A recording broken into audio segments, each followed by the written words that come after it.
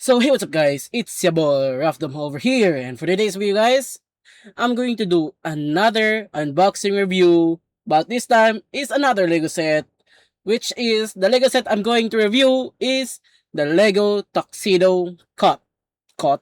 Cat.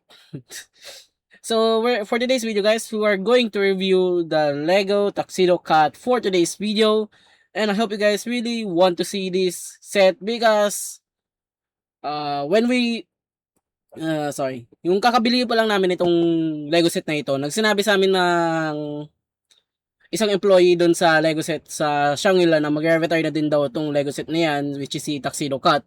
Dahil may bagong Lego set na naman lalabas si Lego, which is Orange Cat. Ito yung picture ng Orange Cat na dito sa side ko. And that's yan yung pinapa-replace ng Lego kay Tuxedo Cat. And for my own opinion, maganda din yung Orange Cat. Same na same lang siya ni Tuxedo. Nagkaiba lang is yung kulay at saka yung mata. Yun lang naman yung nagkaiba. Lahat ng mga details, baka same lang naman. Pero tignan lang na natin in the upcoming future kung nakuha ko din yung Orange Cat na yan. Pero itong Tuxedo Cat na ito is matagal ko na din gusto itong kunin na Lego set na yan. Which is, natuwa ako na nakuha na namin. Pero tapos na-realize ko lang na mag-retire na din daw itong Lego set na yan. Kaya ba't hindi ko na lang kukunin na agad? Sayang lang din, retired na. So, baka in the future ko naman din na siya nadidito na. At least, meron na ako kaysa wala na ng Lego set na napaglabas. Anyways, ito yung Lego set ng Tuxedo Cat. So, this is the Lego Tuxedo Cat Lego Ideas. It released on June 1, 2024, and I recently got this in May 2020, May 25, 2026. 25? No. May 24? Yeah, May 24, 2026. I recently got this May 24, 2026. Lego Idea. Zero ka. It's Lego Idea number 057 and it has over 1,710 pieces of Lego. And the number of this Lego set is 21349 with age of 18 plus.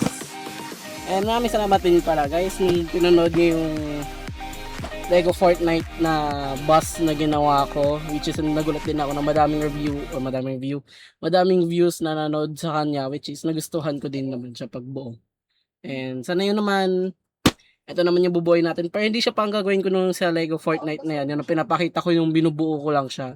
Now, let's get straight into the review of this Lego set. While I'm not showing how I built this, you can see how the steps to build this Lego set, to download the app of Lego. The name of the app is Lego Builders. You can scan it from the every instruction book it has at each Lego sets. Or you can just search in Google Play Store or iOS, which is for Apple, the Lego Builders. Only search Lego Builders and you can download it right away. So you can see what is coming soon of the Lego set, what is brand new, and the year it was released as well. And you can do online Lego set build. Hindi na kailangan sa papel. Pwede na siya online na buuin mo siya na habang nasa phone mo na yung instruction, nagbubuo ka. So, at least di malaki yung presto na makakuha sa'yo habang nagbubuo ka kasi nasa phone mo lang, nasa tablet mo lang, nasa iPad mo, nasa iPhone mo, kahit anong phone brands or any phone, Androids or iOS, any those, you can download it. And so, anyways, let's go straight into this Lego review of Lego Tuxedo Cat. So you can see what is my opinion on doing this Lego set and what is my rating for it. Anyways, let's get straight into a review. So guys, natapos ko na magbuo ng Tuxedo Cat Lego set. And as you can see, nagpalit ako ng bago dahil nag-walking ako and I take a shower as well. So natapos ko na pagbuo ng Lego set na ito na Tuxedo Cat. And let's review it and let's see if I'm gonna rate it at 10 out of 10 or 5 out of 5 stars.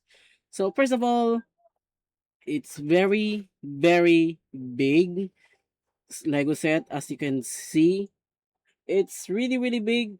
I didn't expect it. Hindi na talaga ako na-expect na ganito kalaki yung Lego set na ito. Ganito siya katangkad. Kahit na nakita ko yung official na ito yung nasa Lego store mismo ng Manila Bay, yung naka-display, hindi ko pa rin na-expect na ang laki-laki pala nito kahit na naka-display lang siya. And sobrang ganda nun niya. Hindi naman ang dali magbuo malamang, pero ito ata yung pinaka-favorite kong pagbuo sa Lego sets, lahat ng binuo ko. Especially compare mo kay Fortnite na school bus. Itong Lego set na ito ay si Tuxedo Cat ay pinaka-favorite ko pagbubuo dahil yung pagbuo niya pala is part by part siya. So each bag of the Lego set contains is each part of the body parts of the cat to make. So the total of the bags actually pala guys is 20 bags. 20 bags of 20 Lego bags in the Lego set, and total of pages is 294 pages in instruction manual, but you can do it in the online version on Lego Builders. Like I said, Lego Builders available in iOS and Android as well. Any gadgets, tablet, iPhone, any, I don't care. You can download it and you can use that as for your easy and Lego easy as for access to where the Lego pieces are going to be set on each pieces of here. So, pag-reviewin natin, una-una sa lahat, sinabi ko na sa inyo, ang laki niya. Pangalawa talaga, sa totoo lang guys, ang ganda niya. Sobrang ganda niya talaga. Sa totoo lang, ang ganda talaga ng Lego set na yan. Especially nakita nyo may buntot nga siya, tapos ang ganda ng katawan niya nga eh. Yung mismong tuxedo cat nga niya, ang ganda talaga yung especially yung katawan niya, ulo niya, mukha niya, ang ganda. At saka guys, meron pa siyang kasamang mga extra pieces. Don't throw this away because these two eyeballs are, you can change it the colors. So I'm using the blue ones for now, and I can change it to somewhat orange color eyes for tuxedo cat. Then for these extra pieces of Lego that you are building off is for the face itself from down below. So it's down here. Diyan mo pwede ipalit dyan pa makapag nakabuka yung bibig niya.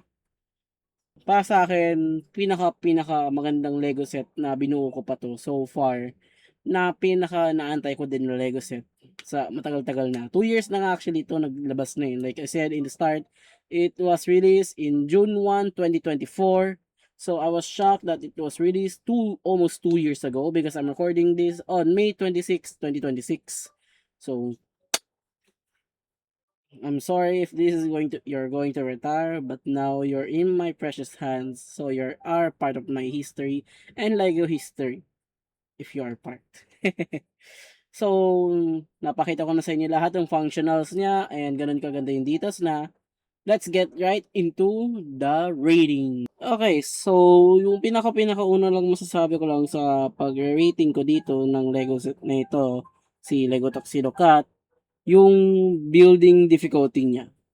Para sa akin, out of 10, I would give it around 6 out of 10. It's not that pretty hard to build, like unlike of Technique, it's really hard. Napakahirap talaga yung Lego Technique.